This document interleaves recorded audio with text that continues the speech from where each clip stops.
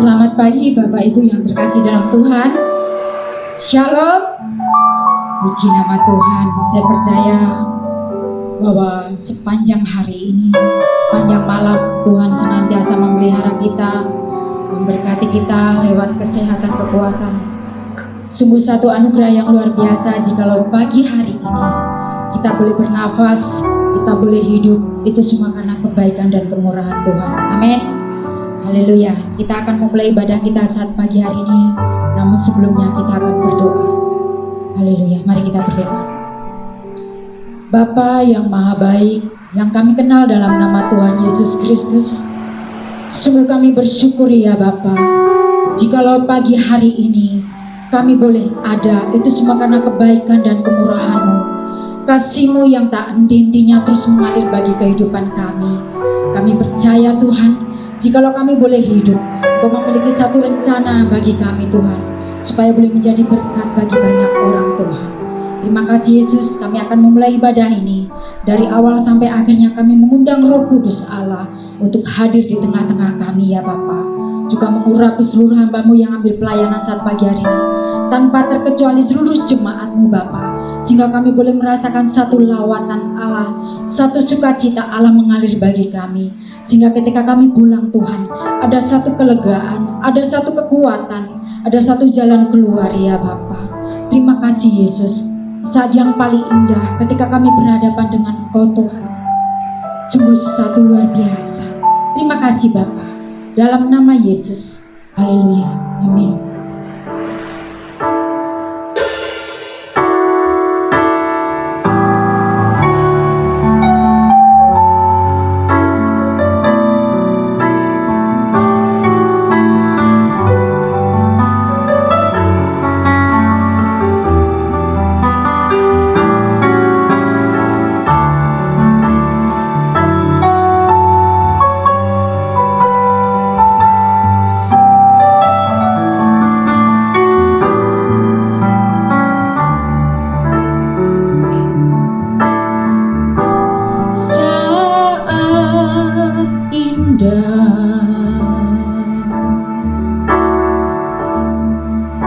Ku berhadapan denganmu,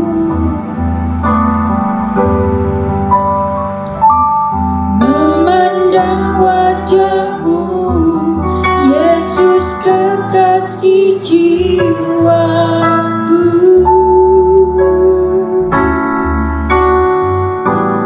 Bawa daku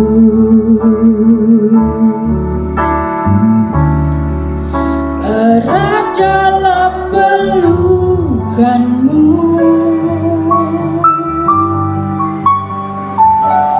menikmati kasih dan indahnya hadirat-Mu.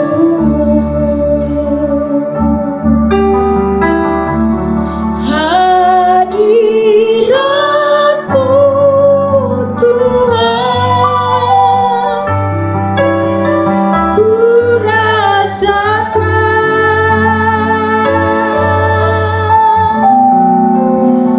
kekudusan-Mu Bapa, penuhiku. Ku rindu selalu diam dalam bait-Mu, menikmati kasih anugerah-Mu. Saat indah, haleluya. Indah, ku berhadapan denganmu. Saya undang jemaat Tuhan untuk bangkit berdiri. Memandang wajahmu, Yesus kekasih jiwaku. Haleluya.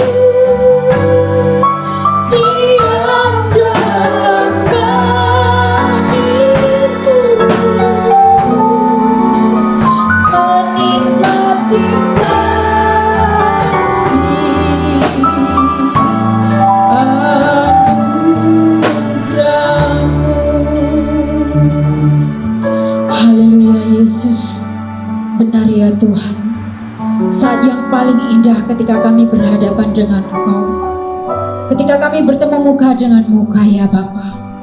Sungguh kami merasakan satu sukacita yang luar biasa. Kami merasakan satu kedamaian. Kami merasakan satu ketenangan yang tiada taranya Bapa. Karena Engkau adalah Bapa yang maha baik. Matamu yang terus tertuju kepada kami Tuhan. Matamu yang tajam melihat hati kami, melihat kesungguhan kami ketika kami datang kepadamu Bapa.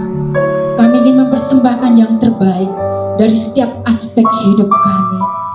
Haleluya. Kita angkat pujian ini kembali. Saat indah saat ku berhadapan denganmu. Haleluya. Yesus.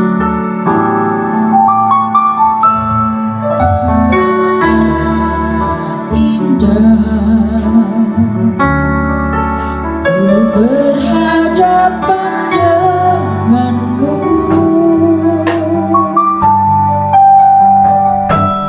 memandang wajahmu, Yesus kekasih jiwaku.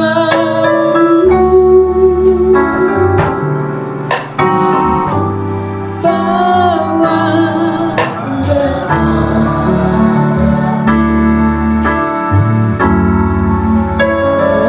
dalam pelukanmu, amin Yesus. Menikmati kasih dan indahnya hadirat.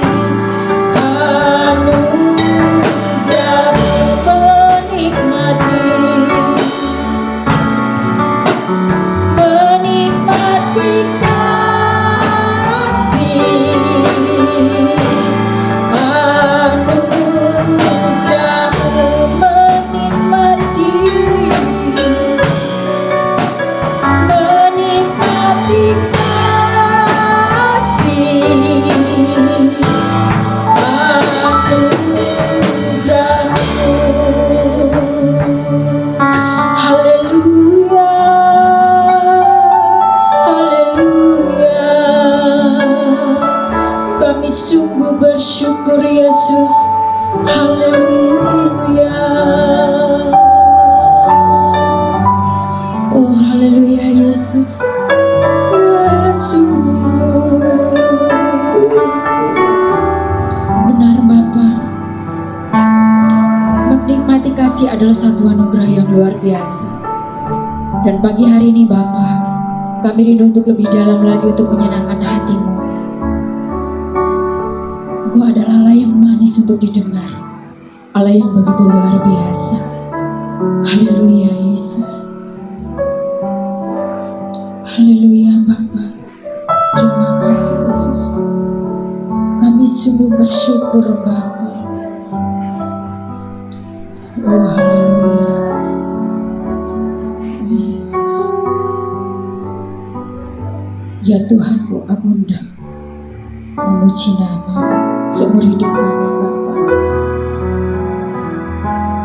Terima kasih Yesus.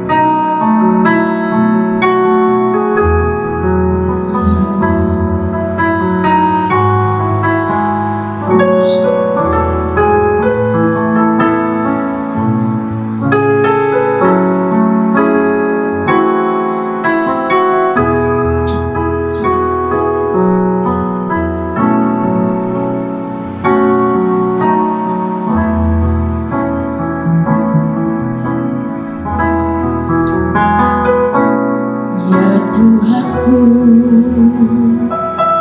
aku hendak bernyanyi bagi-Mu selama ku hidup, ya Allahku. Aku hendak bermazmur bagi-Mu selagi ku ada.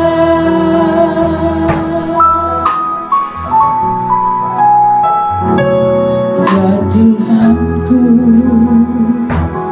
aku hendak bernyanyi bagi-Mu selama ku hidup.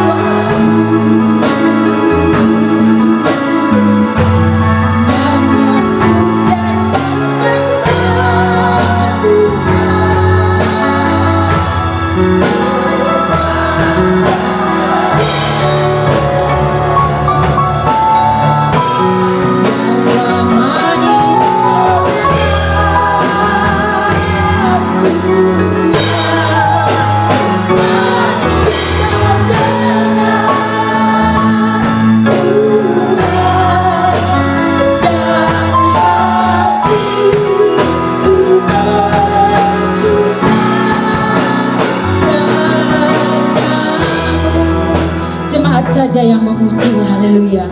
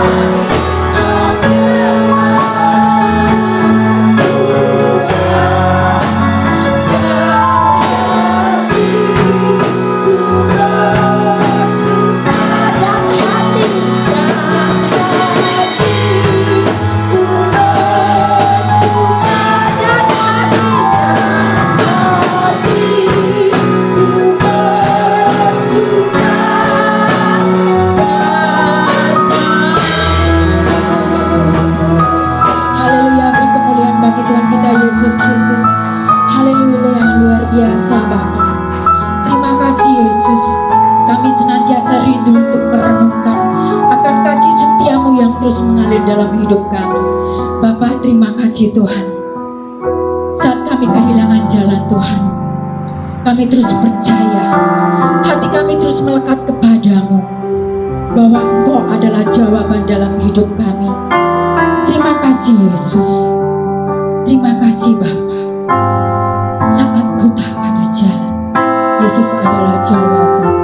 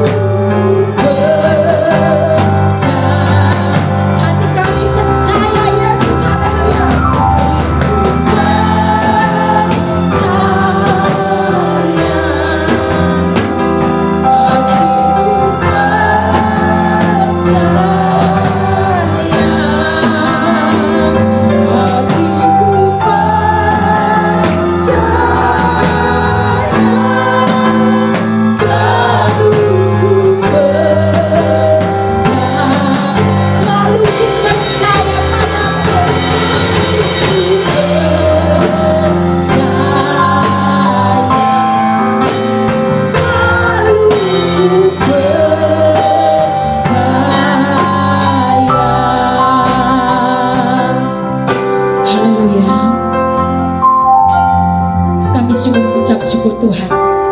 Sehingga di awal tahun ini Bapak, kami boleh menikmati nafas hidup, kami kami boleh menikmati kesehatan, kekuatan itu semua karena anugerah-Mu Tuhan. Kiranya Roh Kudus Allah yang terus memegang tangan kami. Kami tidak tahu Tuhan jalan ke depannya, namun kami tahu pasti bahwa Allah terus memegang tangan kami Bapa. Kami tidak akan dibiarkannya sendiri. Kau terus ada bersama-sama dengan kami. Sungguh masa depan ada bersama dengan Kau Bapa. Terima kasih Yesus. Sebentar kami akan mendengarkan sabda kebenaran-Mu.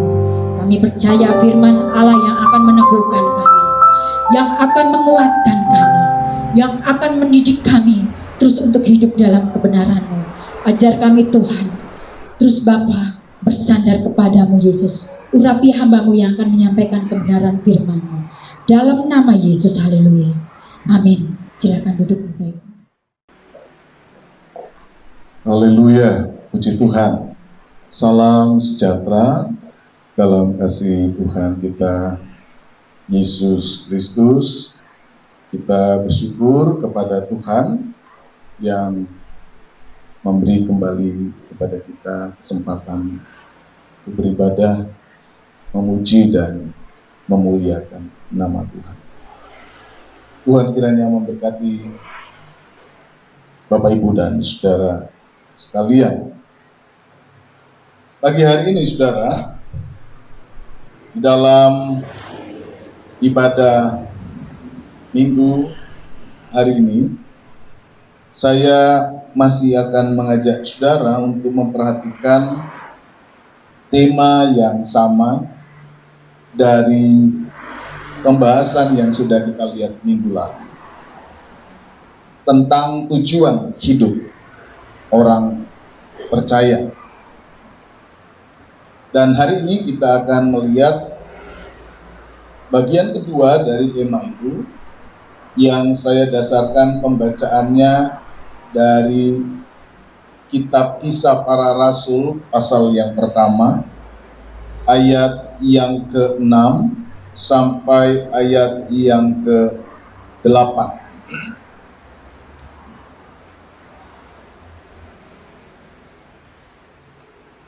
Kisah Para Rasul pasal yang pertama, ayat yang ke-6 sampai ayat yang ke-8.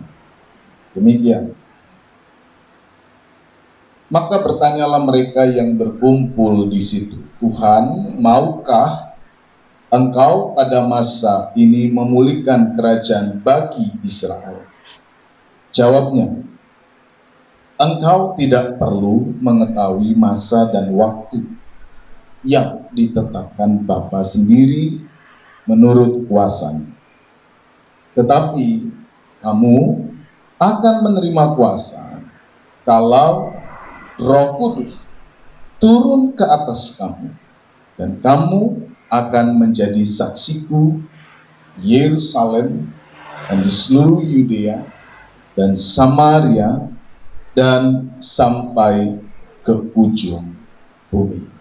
Puji Tuhan. Saudara, saya akan mereview apa yang sudah kita lihat minggu lalu di dalam tema yang sama ini. Minggu lalu kita mendasari pembacaan kita dari surat Filipi pasal yang ketiga, ayat 13, ayat 14, di mana kita diajak untuk kemudian memperhatikan nasihat dari Rasul Paulus tentang tujuan dari kehidupan orang percaya ini. Dan ketika kita memperhatikan tujuan yang diberikan oleh Allah kepada orang percaya menurut nasihat Rasul Paulus yang digambarkan dengan panggilan surgawi, kita diingatkan kepada dua hal penting yang perlu untuk diperhatikan orang-orang percaya. Dua hal penting itu adalah bahwa pertama, kita sebagai orang percaya adalah orang-orang yang telah diselamatkan oleh Tuhan. Kita adalah orang-orang yang telah menerima keselamatan dari Tuhan Yesus Kristus. Kita sudah diselamatkan oleh Tuhan. Dan yang kedua, kita juga disadarkan bahwa kita masih hidup di dalam dunia, yang mana sebagai manusia, kita sebagai orang yang telah diselamatkan itu masih berjuang, masih bergumul menghadapi tantangan dosa dalam rangka mencapai kesempurnaan keselamatan yang diberikan oleh Tuhan kepada kita. Disinilah kemudian kita melihat ketegangan itu ada. Sudah diselamatkan, sekaligus sedang bekerja, sedang berusaha, sedang berjuang juga untuk mencapai tujuan yang dikehendaki Allah di dalam kehidupan kita. Nah, berdasarkan kedua hal inilah kemudian Rasul Paulus membentuk sebuah tujuan hidup orang-orang yang telah diselamatkan itu dengan mengajak mereka untuk mengarah ke depan, tidak lagi melihat ke belakang, tetapi menghidupi panggilan itu di dalam visi yang digambarkan dengan berlari-lari mencapai tujuan kehidupan orang percaya. Jadi dalam khotbah minggu lalu kita diajak untuk melihat dua hal ini. Mengapa kita memiliki tujuan seperti itu? Karena kita adalah orang yang diselamatkan, itu yang pertama alasannya. Dan yang kedua, karena kita juga sedang berada di dalam perjuangan kehidupan di dunia ini. Dua hal ini membentuk kemudian tujuan kehidupan orang percaya di dalam dunia ini. Seperti apa tujuannya? Yaitu tujuan panggilan surgawi. Karena di dalam diri kita sudah ada karya keselamatan yang perlu kita perjuangkan di tengah-tengah dunia yang penuh dengan dosa ini, agar kita mencapai apa yang menjadi tujuan kita. Sikap yang diajarkan oleh Rasul Paulus adalah sikap untuk terus berjuang, berlari-lari, mencapai panggilan surgawi, yaitu keselamatan kekal. Nah, di ujung khotbah itu saya kemudian memberikan sebuah pertanyaan. Kalau begitu, kita adalah orang yang percaya, yang masih hidup di dunia ini. Lalu, bagaimana kemudian sikap kita sebagai orang percaya yang hidup di dalam dunia ini? Ini kemudian pertanyaannya. Kalau saya ini adalah orang yang sudah diselamatkan dan sedang berlari-lari mengejar panggilan surgawi itu, bagaimana sikap saya sebagai orang diselamatkan di tengah dunia ini? Lalu muncul kemudian dua pilihan. Apakah saya berfokus pada keselamatan pribadi, lalu saya sudah tidak usah peduli lagi dengan apa yang terjadi dengan dunia ini? Yang penting saya mengejar panggilan surgawi itu. Kayak apa itu? Karena dunia ini jahat, lalu kemudian kita tidak usah peduli dunia ini. Atau yang kedua, kita fokus pada keselamatan dengan menghadirkan keselamatan dan kemudian memperjuangkan keselamatan kita. Mana yang kemudian kita pilih? Dua hal ini bisa muncul dalam diri orang percaya. Alasan yang pertama mungkin saja karena dunia ini jahat. Ya, semua orang nanti akan meninggalkan dunia ini. Lalu kemudian orang fokus saja kepada keselamatan. Tidak usah lagi kepada hal-hal yang duniawi. Atau kepada pilihan yang kedua ini. Pertanyaan-pertanyaan terhadap sikap ini kemudian bisa diperjelas dengan misalnya pertanyaan, kemudian mengapa Tuhan menciptakan dunia ini? Dan kalau kemudian kita harus tidak peduli misalnya dengan dunia, apa arti dunia yang dimaksud di dalam Alkitab seperti itu? Apakah kemudian kita tidak peduli dengan hidup kita? Apakah kemudian kita tidak peduli dengan lingkungan kita? Apakah kemudian kita tidak peduli dengan dunia kita? Atau seperti apa? Nah, saudara, dalam rangka kita mencoba menjawab tentang tujuan hidup orang percaya yang ditunjukkan oleh Rasul Paulus sebagai orang yang mengejar keselamatan itu di tengah-tengah dunia ini, bagaimana kemudian kita harus memahami panggilan keselamatan itu di dalam diri kita yang ada di dunia ini. Nah, hari ini saudara, saya ingin ajak saudara untuk kemudian mendalami teks yang kita baca tadi di dalam kitab Kisah Para Rasul 1 ayat 6 sampai ayat 8. Saudara, di dalam ayat-ayat ini biasanya ayat ini dibahas muncul di dalam khotbah-khotbah menjelang 10 hari pencurahan Roh Kudus dan sebagainya. Biasanya ayat-ayat seperti ini muncul di situ. Tetapi saya pagi hari ini mengajak saudara berdasarkan ayat ini untuk melihat bagaimana sih sebenarnya kita perlu mengasah dan kemudian mengarahkan tujuan hidup kita sebagai orang percaya di dunia ini. Bagaimana kemudian kita perlu memahami diri kita sebagai orang percaya di dalam konteks kehidupan di dunia ini.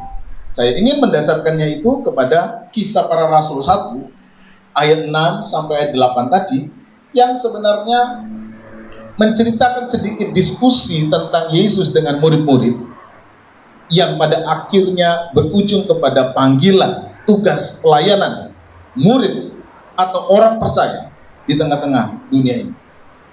Tulisan Lukas yang kita baca di dalam Injil maupun kitab Kisah Para Rasul, karena Lukas menulis 2 buku, Injil Lukas dan kitab Kisah Para Rasul.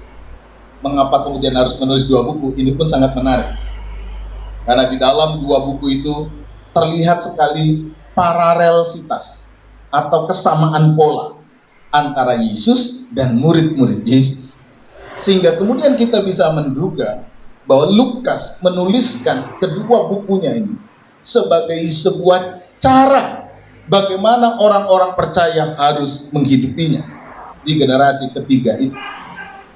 Yesus memberikan contoh, pola Yesus diikuti oleh kemudian gereja perdana, murid-murid Tuhan. Dan ketika ini dibaca oleh generasi ketiga dan generasi-generasi selanjutnya, Lukas ingin mengarahkan bahwa kehidupan orang percaya itu harus mengikuti patron ini. Makanya satu tulisan yang mengisahkan pengalaman kehidupan guru Yesus sebagai Allah, Tuhan. Yang satu mengisahkan bagaimana pengikutnya mengikuti pola. Nah, di dalam kedua tulisan Lukas, baik Injil maupun Kisah Para Rasul, kita juga menemukan 2 gagasan yang kurang lebih sama terkait dengan ketegangan antara sudah diselamatkan dan sedang diselamatkan itu, yang sudah kita lihat minggu lalu di dalam Filipi pasal yang ketiga. Hal itu bisa kemudian kita telusuri pertama dari pernyataan Tuhan Yesus atau kata-kata hari ini yang saya singgung di dalam ibadah Natal tanggal 25 Desember, di mana di dalam Injil Lukas itu ditulis 11 kali kata hari ini dan 9 kali di dalam kitab Kisah Para Rasul. Kata hari ini jelas mau menunjukkan kepada kita, kepada para pembaca, bahwa karya keselamatan itu telah terbit, telah hadir seperti fajar yang kemudian terus bergerak. Ini yang ingin dimaksudkan. Ketika Yesus lahir, dikatakan hari ini telah lahir Juru Selamat. Ketika Yesus berkhotbah di Nazaret,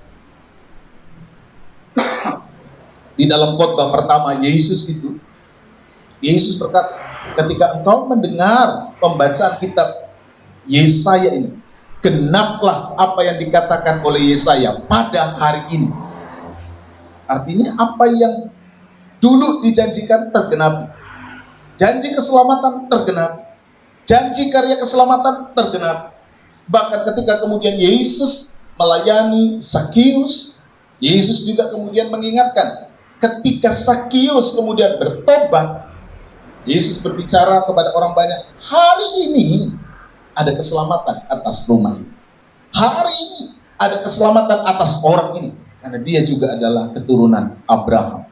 Ketika kemudian Yesus di atas kayu salib, dia juga berkata kepada orang yang ada di sampingnya, yang kemudian berkata kepada Yesus, kalau engkau mati ingatlah aku. Yesus berkata, hari ini juga engkau bersama-sama dengan aku. Keselamatan adalah karya yang sudah dikerjakan oleh Tuhan, terjadi di dalam kehidupan manusia. Tapi pada saat yang sama, gereja juga sedang bergerak menanti puncak keselamatan pada kedatangan Tuhan Yesus kali yang kedua. Jadi ketegangan sudah dan sekaligus belum itu muncul lagi di dalam kitab Kisah Para Rasul atau di dalam tulisan Lukas. Nah, Saudara, ketika kita melihat kerangka berpikirnya itu, maka saudara kita diajak kembali untuk melihat apa yang dikatakan oleh Paulus dalam ibadah kita, dalam khotbah minggu lalu, bahwa kita ini ada di dalam ketegangan, sudah dan sekaligus belum. Kita ada dalam ketegangan itu, dan ini adalah sebuah ketegangan kreatif yang membuat kita untuk terus melihat tujuan itu.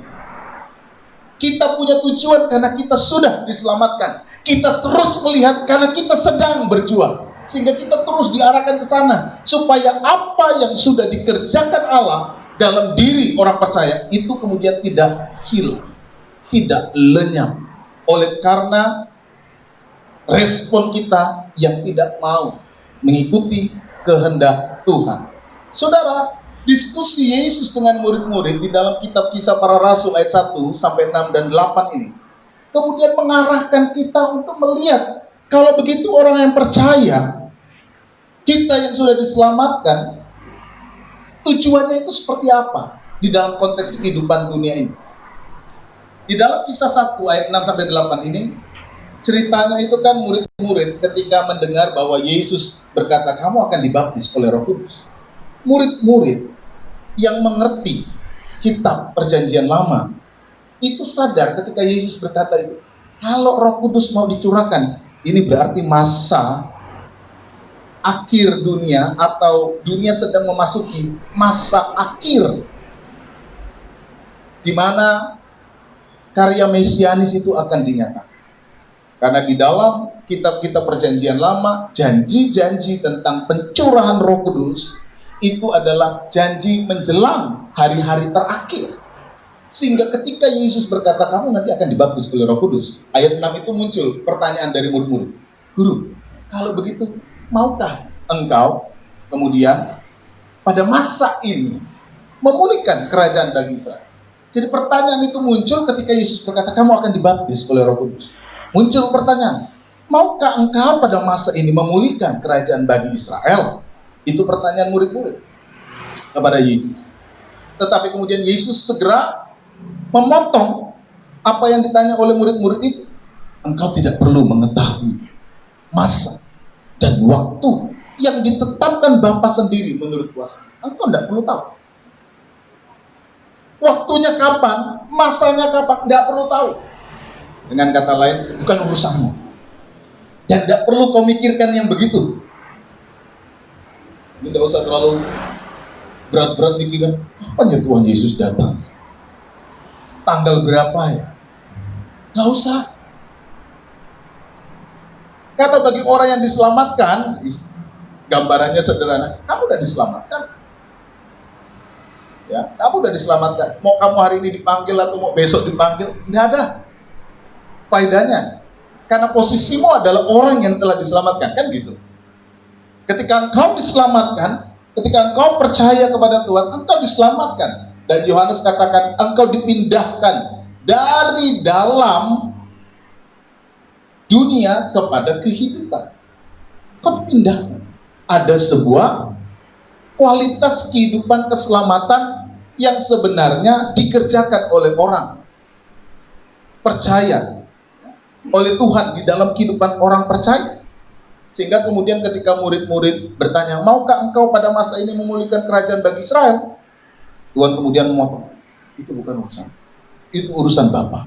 Dan di dalam ayat yang lain, anak pun tidak tahu, hanya Bapa yang tahu. Dengan kata lain, Yesus ingin mengajak murid-murid memahami arti tujuan sebagai orang yang diselamatkan, yang kemudian ditegaskan di dalam ayat yang ke-8. Saudara perhatikan. Setelah dia berkata, engkau tidak perlu mengetahui masa dan waktu yang ditetapkan Bapa sendiri, tetapi kamu akan menerima kuasa. Tetapi kamu akan menerima kuasa kalau Roh Kudus turun ke atas kamu, dan kamu akan menjadi saksiku di Yerusalem dan di seluruh Yudea, Samaria, dan sampai ke ujung bumi. Melalui diskusi singkat itu, Yesus ingin mengarahkan, hei kamu orang-orang yang telah diselamatkan, fokusmu itu apa? menjalankan panggilan tugas kesaksian sebagai orang yang diselamatkan. Oh, sudah diselamatkan? Mau Tuhan memulihkan kerajaannya besok, lusa, bulan depan? Kita adalah orang yang diselamatkan. Tugasku bukan lagi mikirkan kapan waktunya. Tidak ada yang tahu. Dan tidak usah perlu kemudian mutik-mutik, hitung-hitung cari tahu kapan. Tidak ada yang tahu, ya udahlah. Dan bukan itu fokusnya. Apa kemudian kalau sudah tahu lalu kemudian sebulan lagi, kalau begitu di minggu-minggu terakhir aja aku jadi baik gitulah, rajin-rajin ke gereja gitu. Nah, ya kalau syukur masih seminggu lagi. Kalau kemudian Tuhan panggil tepat di waktu yang kita tidak pernah tahu. Tapi bagi orang yang percaya, mau besok, mau lusa, mau bulan depan, mau tahun depan, mau sekian tahun ke depan, bagi orang percaya itu adalah kesempatan bertemu dengan Juru Selamat, menyelesaikan seluruh tugas dan panggilannya. Tidak ada yang berbeda. Kenapa? Karena kita sudah diselamatkan. Nah, pertanyaannya adalah orang-orang yang sudah diselamatkan itu ketika ada di dalam dunia, apa yang harus dikerjakan? Kalau dalam versi Rasul Paulus, kalau aku memang harus hidup, berarti aku harus hidup untuk Kristus, menghasilkan buah.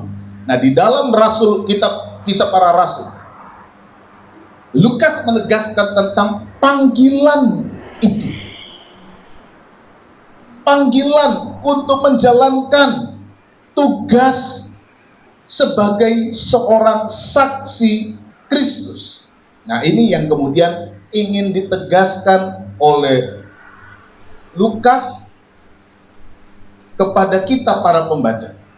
Apa yang disampaikan oleh Tuhan kepada kita, yaitu bagaimana kemudian kita mengarahkan diri kita menjalankan tugas kesaksian sebagai orang yang diselamatkan. Kalau kita kemudian menggabungkan ide yang disampaikan Rasul Paulus dengan apa yang ditulis dalam kitab Kisah Para Rasul, maka kemudian kita dapat menarik sebuah kesimpulan.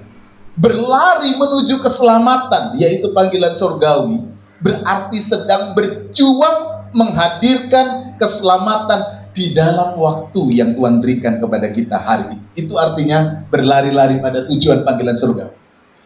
Terus mengarahkan hidup untuk menjadi saksi, untuk menjalankan tugas kesaksian, untuk menghadirkan keselamatan yang sudah kita terima di dalam waktu yang Tuhan berikan.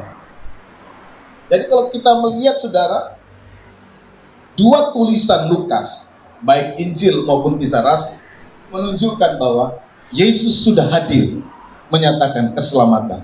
Dan Kisah Para Rasul juga menunjukkan bahwa karya keselamatan itu dinyatakan, disaksikan oleh para murid atau para pengikutnya. Jadi Yesus menjadi yang pertama, murid-murid meneruskannya. Kamu menjadi saksi. Ya, apa yang sudah aku lakukan? Apa yang sudah aku perbuat? Apa yang sudah aku pikirkan? Apa yang menjadi kriteriaku? Apa yang menjadi pilihan-pilihan sikapku? Kamu harus menjadi saksi. Apa yang kau lihat, apa yang kau dengar, sekarang kau nyatakan sebagai seorang pengikut Kristus. Maka kitabnya itu dua. Satu Kristus, satu murid-murid. Kalau Yesus dipenuhkan juga dengan Roh Kudus, murid-murid harus dipenuhkan juga dengan Roh Kudus. Kalau kemudian Kristus menghadirkan keselamatan, murid-murid juga menghadirkan keselamatan yang sama. Jadi, ketika kemudian kita bertanya kembali, kalau begitu tujuan hidup saya sebagai orang yang sudah diselamatkan di dalam dunia ini seperti apa? Nah, ada tiga hal yang kemudian kita dapat tangkap di dalam bacaan kita di dalam pembacaan pagi hari ini. Yang pertama adalah tujuan hidup orang percaya di dalam dunia menjadi saksi Kristus. menjadi saksi Kristus. Artinya saudara, hidup dan kualitas keselamatan di dalam Yesus harus kita saksikan, kita tunjukkan. Apa yang menjadi perhatian Tuhan, ya itu yang kita lakukan. Apa yang menjadi pertimbangan Tuhan Yesus, apa yang menjadi dasar pilihan sikapnya, bagaimana kemudian perhatian Tuhan kepada dunia ini, itu yang kemudian kita saksikan. Apa yang murid-murid lihat, murid-murid dengar, itu yang kemudian mereka wujudkan. Itulah artinya hidup di dalam kesaksian Kristus. Itu artinya menjadi saksi. Jadi kalau kita sedang berlari-lari mengejar panggilan surgawi, bentuk konkretnya itu apa? Bentuk konkretnya nggak usah tahu itu besok kiamat itu bagaimana ya. Jadi hidupilah keselamatanmu hari ini dengan sungguh-sungguh. Itu artinya kita sedang berlari pada tujuan. Sudah sekaligus belum. Cara kita berlari itu adalah dengan terus melakukan kesaksian kita. Itu cara kita berlari-lari. Ini cara kita berlari-lari. Melakukan panggilan kesaksian kita sesuai dengan kriteria Kristus, sesuai dengan ajaran Kristus, dimanapun saudara berada. Ini yang kemudian menjadi tugas kita. Jadi tujuan hidup orang percaya itu apa? Menjadi saksi Kristus. Ketika mereka mau menjadi saksi Kristus, Tuhan akan menghadirkan kuasa roh agar kehidupan orang-orang yang dipanggil itu sungguh-sungguh dapat menjadi saksi-saksi Kristus. Makanya Yesus katakan, Roh Kudus harus turun dulu padamu, baru engkau bisa menjadi saksi. Mereka yang mau menjadi saksi, Roh Kudus akan dinyatakan dalam diri mereka. Sehingga panggilan kehidupan mereka adalah sebuah panggilan yang kemudian membawa kesaksian Kristus. Jelas, kesaksian Kristus itu artinya apa yang tadi kita lihat sebagai kualitas yang diajarkan Tuhan, yang hadir di dalam karya keselamatan itu yang kemudian kita tunjukkan, itu yang kemudian kita hadirkan. Jadi secara sederhana saudara, bagaimana menghidupi panggilan Kristus, tujuan hidup orang percaya, perlu menjadi saksi. Apa yang saudara tahu dari firman Tuhan? Apa yang saudara mengerti dari firman Tuhan? Mungkin tidak banyak yang saudara ngerti. Mungkin tidak banyak yang saudara tahu. Tapi itu yang saudara maksimalkan. Itu yang saudara lakukan di dalam keseharianmu. Dari hari ke hari. Itu yang kita lakukan. Kita mengerti apa yang Tuhan Yesus ajarkan, itu kita lakukan. Kita tahu apa yang Tuhan ajak kepada kita untuk diperhatikan, itu yang kita lakukan. Apa yang menjadi perhatian Tuhan, itu yang kita kerjakan.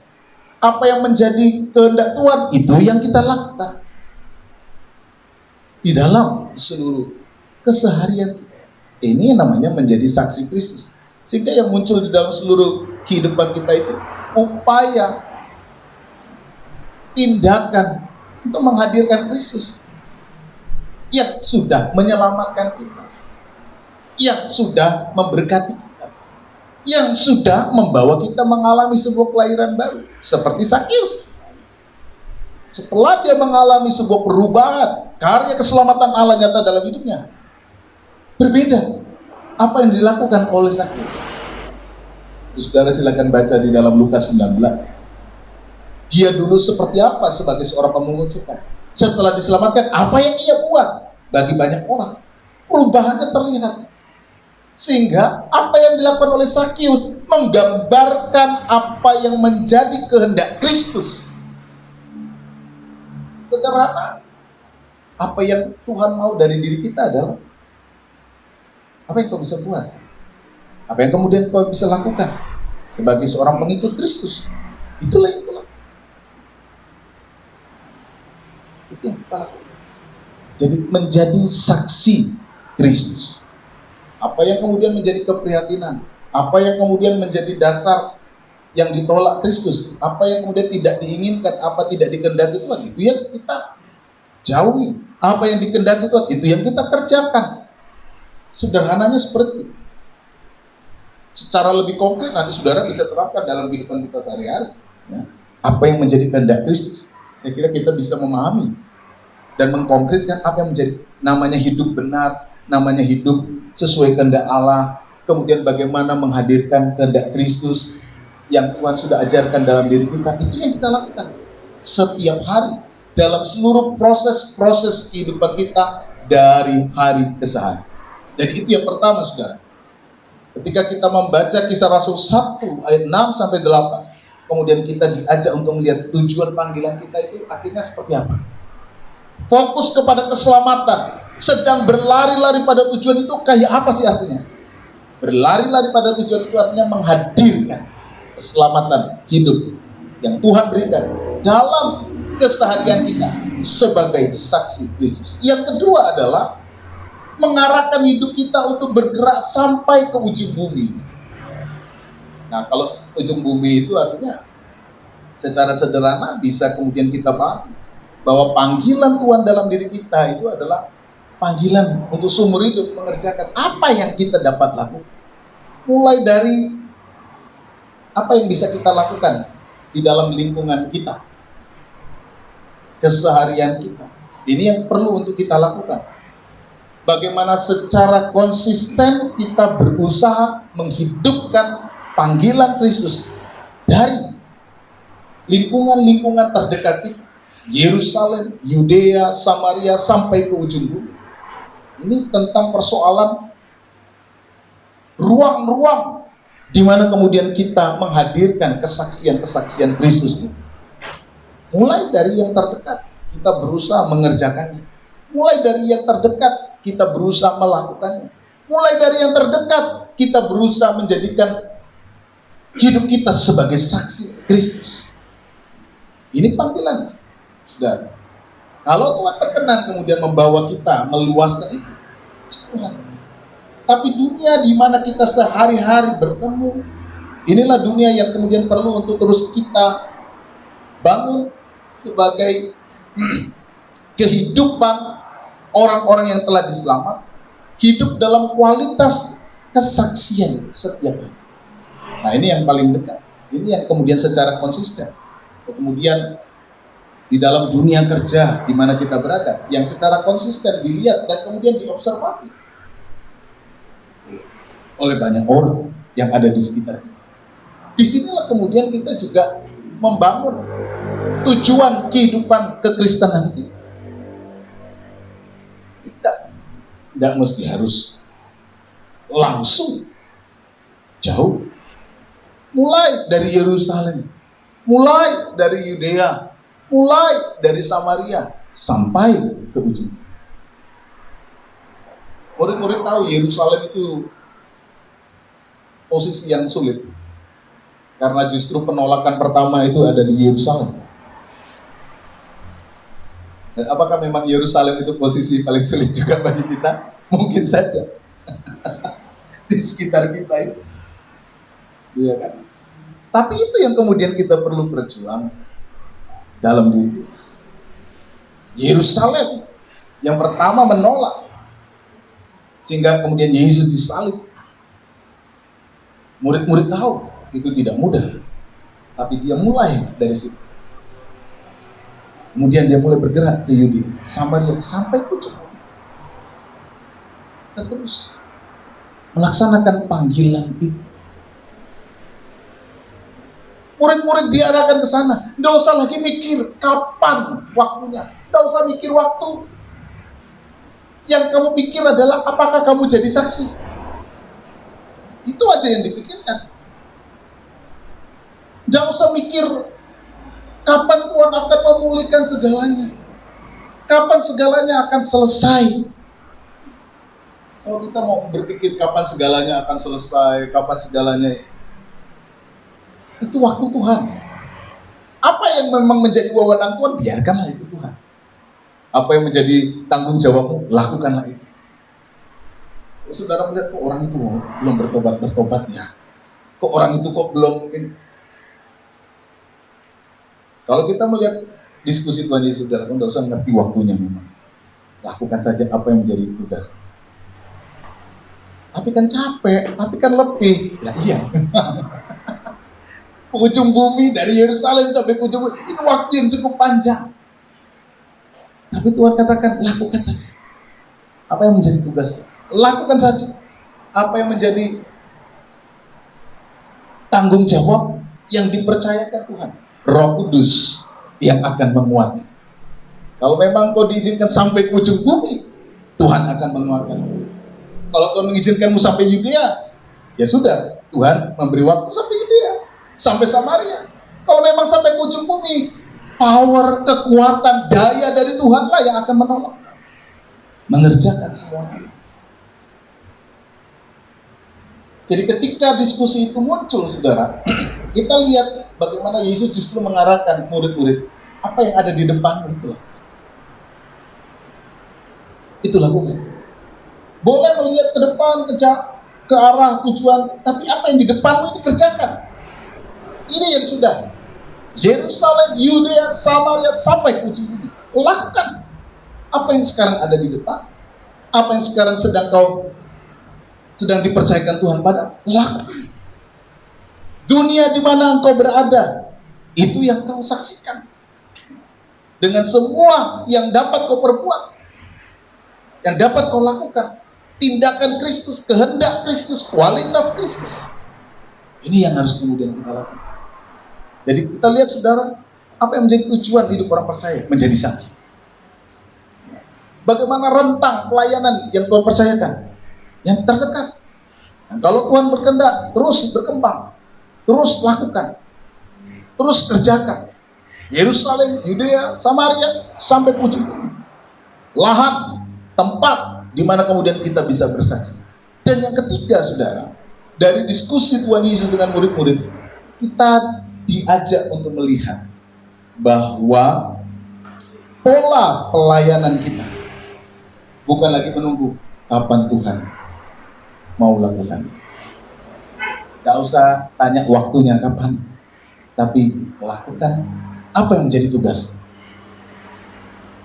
Polanya diubah dari menunggu kapan Tuhan berkarya menjadi bertindak, dari pasif menjadi aktif, dari menunggu bagaimana Tuhan memulihkan menjadi agen pemulihan. Inilah tujuan kehidupan orang percaya. Tidak sekedar berdoa, Tuhan kapan Tuhan memulihkan, kapan Tuhan mengerjakan, tapi mulailah juga bekerja. Tuhan tahu kapan harus bekerja, Tuhan tahu waktunya. Kamu perlu tahu waktunya, tapi kamu harus menjadi saksiku, Yerusalem, Yudea, Samaria, sampai ke ujung bumi. Dan engkau, ketika engkau siap untuk menjadi saksi, Roh Kudus akan hadir menguatkan kehidupan. Polanya berubah. Kapan Tuhan memulihkan menjadi, kamu harus menjadi saksi. Dari menunggu sampai kepada tindakan. Tidak lagi sekedar menunggu. Kenapa? Kamu sudah diselamatkan. Mengapa tidak perlu menunggu? Karya Tuhan sudah ada dalam hidup. Mengapa tidak perlu menunggu? Roh Kudus sudah dicurahkan. Jadi kalau kita sebagai orang Pentakosta yang sudah menerima karya Roh Kudus dalam hidup kita, seharusnya semakin membuat kita untuk bersaksi di dalam seluruh proses kehidupan kita. Bersaksi itu bukan cuma sekedar kita ngobrol atau kita ngomong, tetapi bersaksi itu jauh lebih luas. Bagaimana menampilkan kehidupan Kristus dalam diri kita. Tidak lagi sekedar menunggu kapan Tuhan, tapi mulai bertindak. Orang banyak ribut tentang masalah vaksinnya, ini apakah ini antikris atau apa. Tidak usah pusing dengan masalah-masalah seperti ini.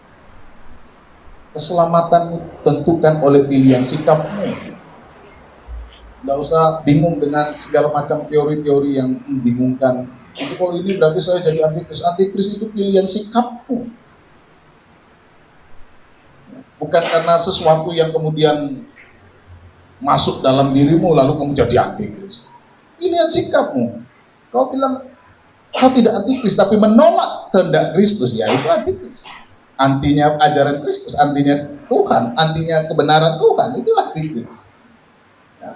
Tidak usah bingung dengan, wah ini bagaimana? Lakukan saja. Tugas tanggung jawab itu. Apakah ini kemudian menjadi visi Tuhan untuk menghadirkan keselamatan? Ya itu berarti kehendak Tuhan. Lakukan saja. Tanggung jawab kita dengan sungguh-sungguh. Hadirkan keselamatan. Bawalah keselamatan. Seluruh hidup kita menjadi orang-orang yang senantiasa menjadi saksi Kristus dimanapun kita berada. Kalau kita membawa semangat untuk menghadirkan keselamatan, saudara adalah saksi-saksi Tuhan. Mari kita bangun seluruh hidup kita. Bukan hanya sekedar berdoa menunggu kapan Tuhan. Silahkan berdoa dan teruslah berdoa. Tetapi kita juga terus harus bertindak di dalam seluruh panggilan kesaksian. Kenapa? Kita sudah diselamatkan. Artinya dalam diri kita ini ada karya Tuhan. Nah ini yang Tuhan minta untuk kamu saksikan dalam hidupmu. Terus bekerja, terus berkarya. Tuhan akan bekerja menurut karya dan waktunya. Kita bekerja menurut apa yang Tuhan percayakan kepada kita. Tuhan kiranya menolong, Tuhan kiranya memampukan kita menjadi saksi-saksi Kristus sebagai bagian dari tujuan kehidupan orang percaya di dunia ini. Tuhan memberkati kita sekalian. Amin. Puji Tuhan. Puji nama Tuhan. Saya percaya kita semua diberkati. Amin. Haleluya. Untuk tahun 2021 ada satu PR dari Tuhan Yesus supaya kita boleh menjadi berkat dimanapun kita berada, dalam setiap aktivitas kita, baik dalam pekerjaan, rumah tangga, apapun itu kita boleh menjadi berkat bagi sekeliling kita. Haleluya. Saya undang jemaat Tuhan untuk bangkit berdiri. Kita akan mengangkat satu pujian semusim telah berlalu. Yesus.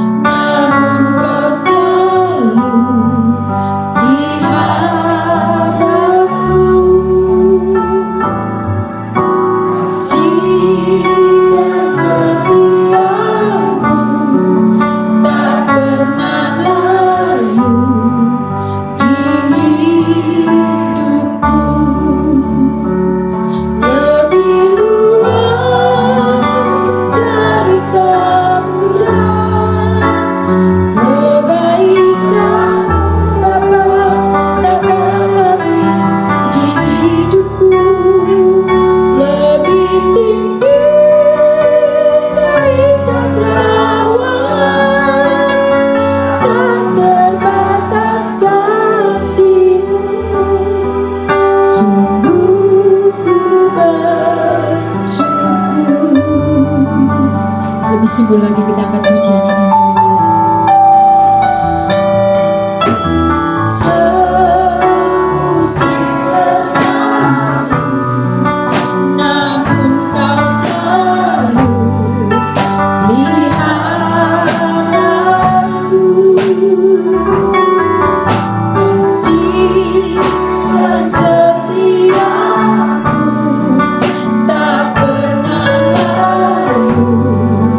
Di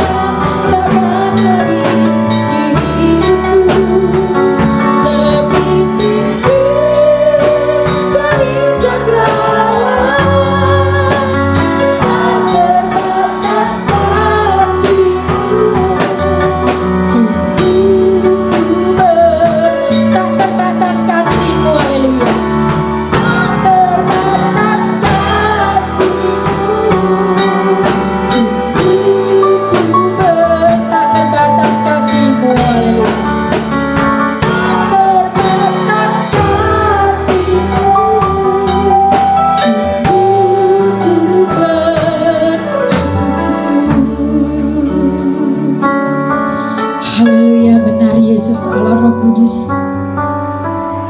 dalam setiap aspek hidup kami, Engkau terus ada bersama-sama kami. Kasih-Mu yang tidak pernah terbatas bagi kami ya Bapa, juga kebaikan-Mu yang terus Kau nyatakan dalam kehidupan kami, yang terus Kau curahkan bagi kami Bapa. Terima kasih Tuhan. Ajar kami Yesus untuk hidup dalam kebenaran-Mu.